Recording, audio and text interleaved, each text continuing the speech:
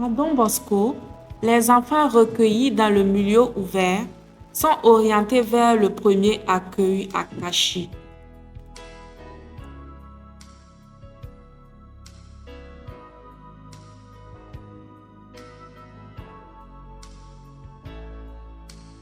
Séverin Aaron. Je suis le coordonnateur des activités de la maison de transit foyer Don Bosco Kachi. Le foyer Don Bosco Kachi, c'est une maison qui accueille des enfants en situation difficile. Les enfants de la rue, les enfants victimes de traite, les enfants en milieu travailleur, les enfants contraires à la loi, les enfants abandonnés, les enfants qui sont en difficulté. Tous les enfants que nous accueillons ici, les enfants pouvaient, c'est surtout du marché d'Antopa. Antopa qui est le plus grand marché minér, que dans ce marché, il y a beaucoup d'enfants de là. Donc le foyer de Bosco de Cotonou, tous les jeudis, nous sommes à Cotonou.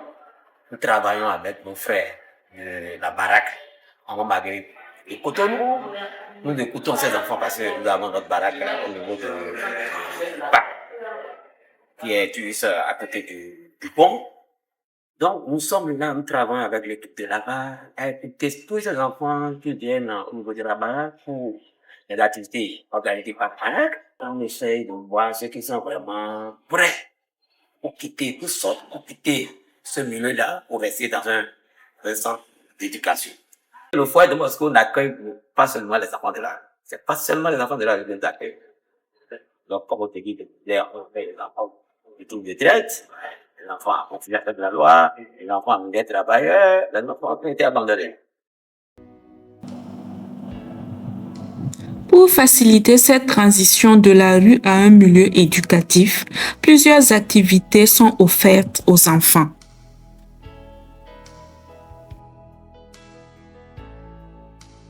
Je m'occupe principalement des activités de bricolage, de décoration. Et en plus de ça, je fais tout ce qu'on appelle activités culturelles, le théâtre, la danse, les déclamations poétiques. Ça l'amène à avoir la maîtrise de soi, la concentration et comment créer, comment innover.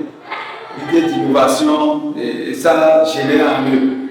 Et les talents qui dorment en eux, ça réveille ces talents et ils sont plus assidus, plus posés, plus corrects dans la vie. Et ça pousse aussi leur réflexion à changer de comportement. Ici, c'est Véronique Oupéli, assistante sociale. Le rôle en tant qu'assistante sociale dans cette maison de transit est d'abord, il faut l'accueil des enfants qui viennent dans le centre. Après l'accueil, il faut la mise en confiance, c'est-à-dire établir une relation de confiance avec ces enfants afin d'assurer une information de qualité. Après la mise en confiance, il faut passer par l'écoute. Donc, après écoute sur écoute, il faut écouter les enfants, demander la cause de leur fugue, qu'est-ce qui les a poussés à quitter le domicile. Donc, après ces étapes, il faut procéder à l'enquête sociale. Comment ça se fait l'enquête sociale? On doit se déplacer pour aller dans le domicile, dans les communautés de provenance de l'enfant, chercher la cause, ce qui a poussé l'enfant à quitter la maison. Donc, arrivé là-bas, il faut échanger, il faut chercher une médiation, à retrouver les parents afin d'avoir les vraies informations sur l'enfant. Après les enquêtes sociales, il faut introduire la demande de grande déplacement au tribunal. Parce que cette demande doit être introduite dans l'intervalle de 48 heures. Après la demande, il faut commencer par écouter à nouveau à l'enfant avant de rédiger le rapport d'écoute ou bien le résumé de cas. En dehors de toutes ces étapes, il faut constituer proprement dit le dossier de l'enfant. Et c'est après la constitution du dossier de l'enfant et durant le séjour que l'enfant est en train de faire, si ça dépasse 3 mois, il faut référer les enfants au centre Magone pour que les activités se poursuivent.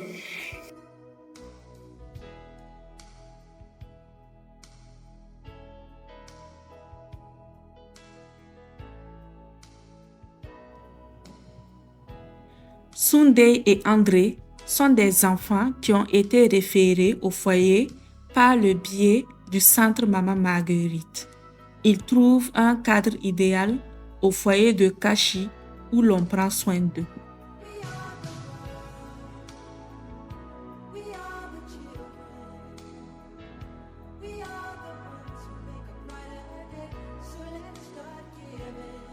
Les enfants qui ont eu un processus réussi au premier accueil à Kashi sont envoyés au centre Margon de Tokpota pour un meilleur suivi, réintégration et insertion.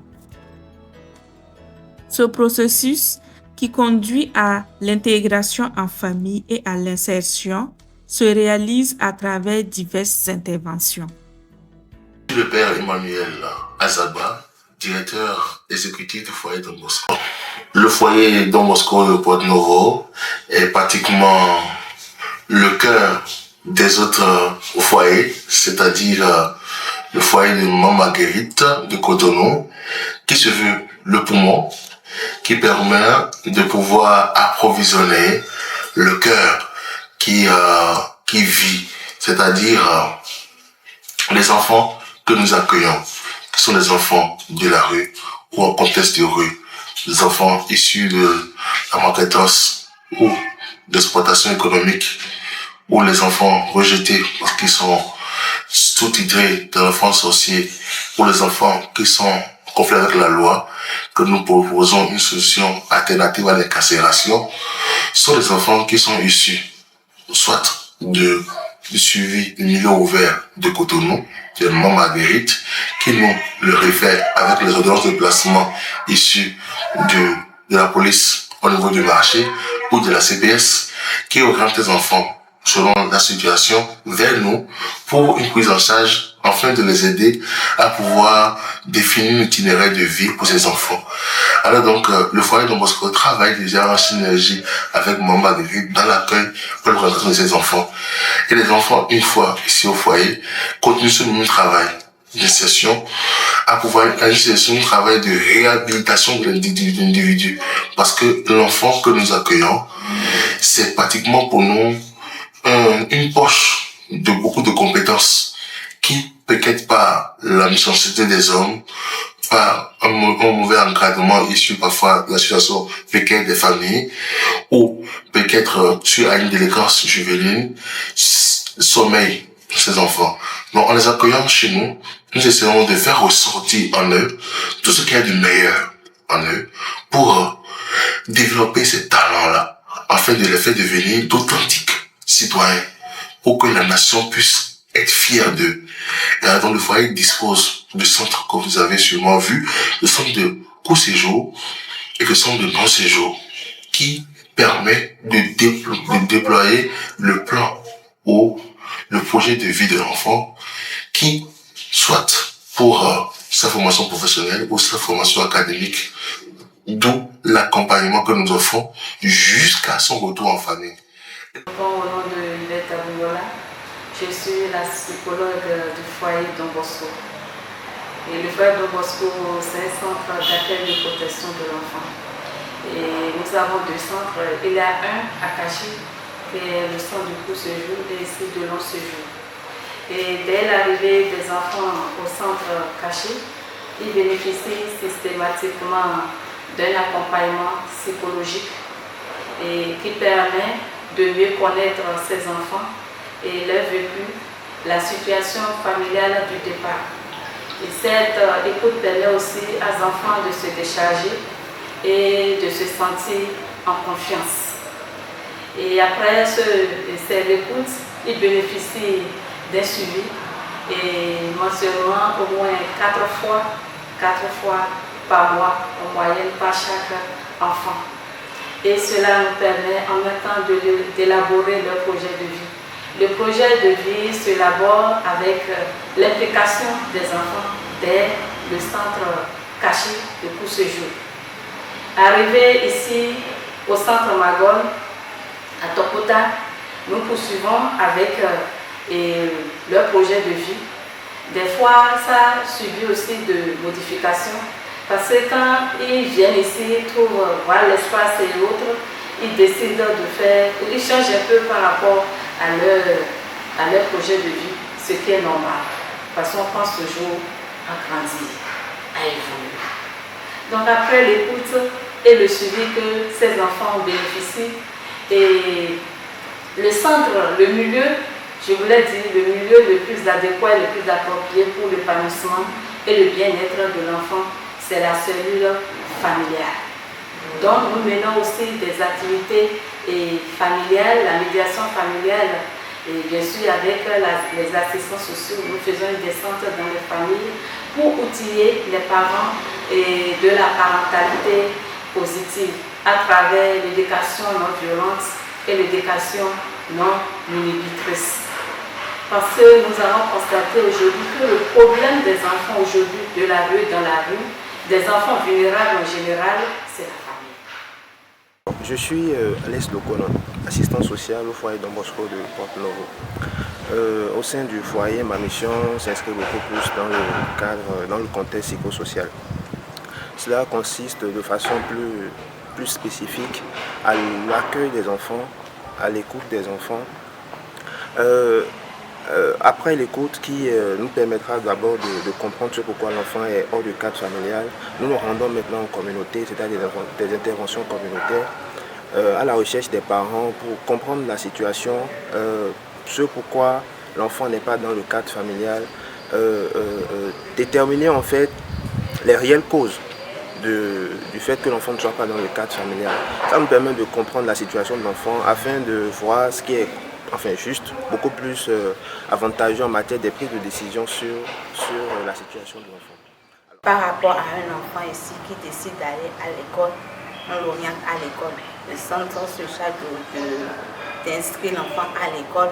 On lui apporte tout le matériel nécessaire pour sa réussite. Maintenant, ici, comme nous avons plusieurs catégories d'enfants, il y a des enfants qui vont à l'école formelle, des enfants qui vont au PCA compte tenu de leur âge. Et parce que la majorité des enfants que nous accueillons, ils n'ont pas un niveau. Donc, pour les aider à être instruits, on les envoie au PCA où ils ont la possibilité de faire 3 ans pour avoir le PCA. Et quand l'enfant a déjà un âge évolué, on l'envoie en apprentissage. Dans le même temps, il peut aller au PCA les matins et en apprentissage le soir. Je réponds au nom de Laurent Atoubou. Je suis éducateur au PCA, niveau 3. Bon, le PCA, c'est le programme des cours enseignés. Le programme des cours enseignés, c'est une école de deuxième chance. Nous donnons une seconde chance aux enfants de continuer leurs études jusqu'à avoir une certaine études primaires. Bon, le PCA est subdivisé en 3 niveaux. Nous avons le niveau 1 qui regroupe CICP, niveau 2, CE2, niveau 3, CM1, CM2. Et comme effectif, nous avons 60 dont 28 filles cette année. Bon, le PCA, nous faisons les mêmes programmes que ceux de l'école formelle, les mêmes emplois du temps. Mais la spécificité ici, c'est que nous travaillons de 8h à 12h30. Parce que le soir, les enfants sont insérés dans des activités professionnelles, l'apprentissage et autres. Je m'appelle Eugène Rousseau. Je suis le responsable du bureau d'orientation et d'insertion professionnelle au foyer Don Bosco. Et je m'occupe du centre galerie et de la ferme de Saint-Pété. Le foyer Don Bosco dispose de ce secteur d'orientation parce que cela est indispensable pour l'orientation des enfants. Aujourd'hui, pour la suite de la vie, il faut une bonne orientation professionnelle. Et puisque l'enfant grandit, il faut apprendre un métier. Mais ce secteur, ce carrefour d'orientation professionnelle est très capital.